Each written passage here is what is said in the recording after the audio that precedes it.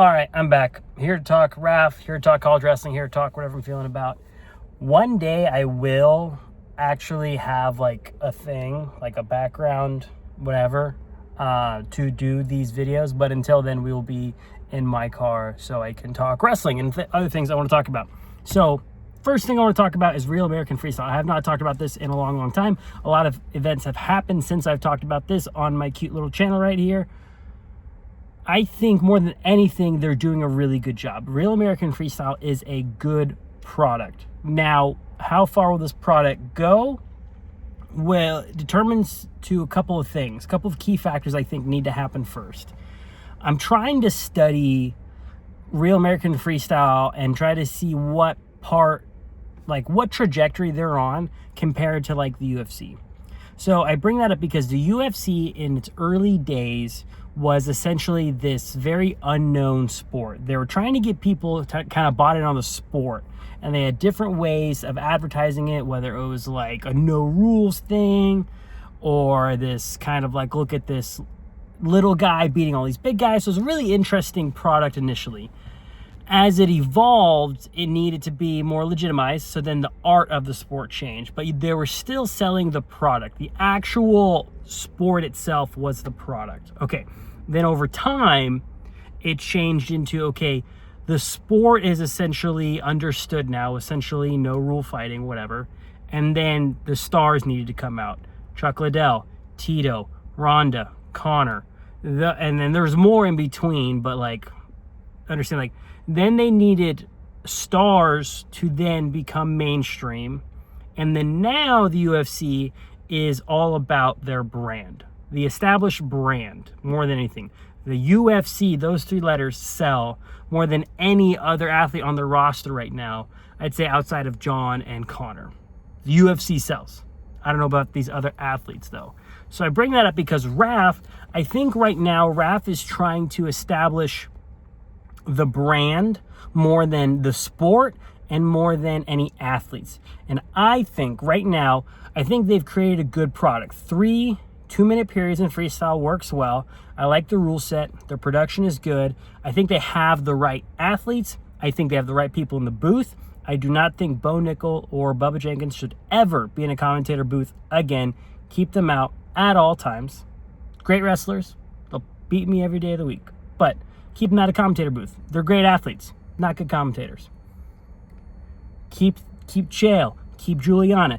Get some real sportscaster guys in there. They got the right athletes. I think they need to start pushing 3 to 5. Really pushing. Like, who's going to be the face of this brand? Because right now, in the sport of wrestling, the pinnacle of the sport is the Olympic Games, an Olympic Championship. There will be people that will just win an Olympic championship and nothing else, and they will forever hold that title, as they should, and they won't ever revisit wrestling. Gable Steveson won an NCAA title, but then won the Olympic gold medal, ran away. Henry Cejudo got his Olympic gold medal, didn't win anything else. Could they both have won more? Absolutely, they could have won more, 100%, but they didn't. They got their Olympic gold medal, and they bounced. Good for them. They need an athlete in the vein of like a Bo Bassett that believes that the RAF belt is the most prestigious belt in all of the sport. That's what they need, more than anything, flat out, because then you have a guy. Then you have a guy not just representing the sport, representing the brand, who elevates the exact belt that he's holding. That is what RAF needs. If RAF really wants to kind of have a real presence within the sport of wrestling.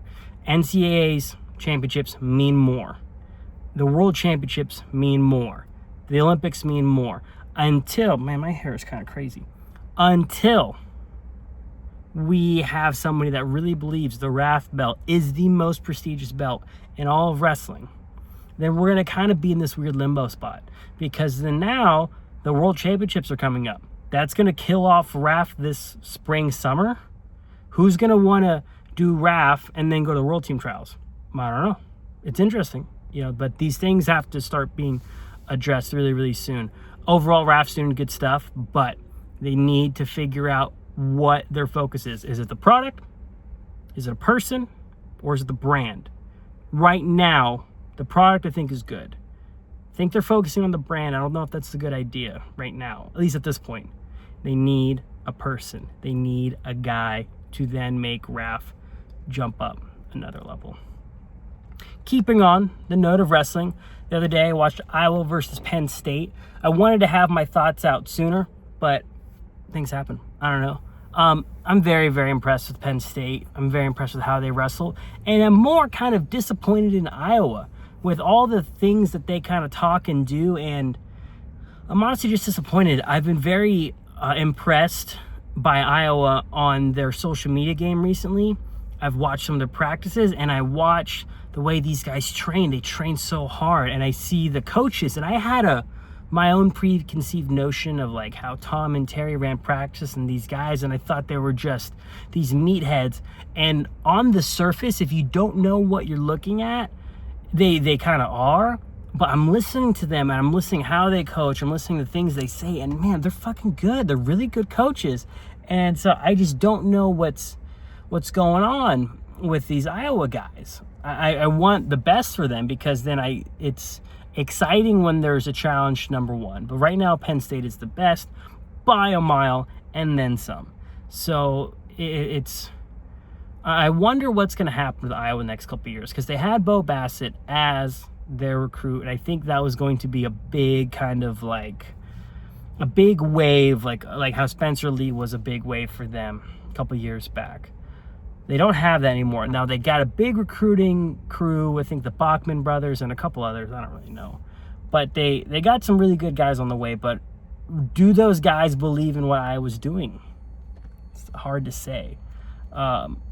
Penn State, I feel like, is doing a lot of the right things. I think Oklahoma State is on the way. They still have their guys that they need to kind of dial in a bit more, especially those upper weights. Those lower weights seem kind of really solid there.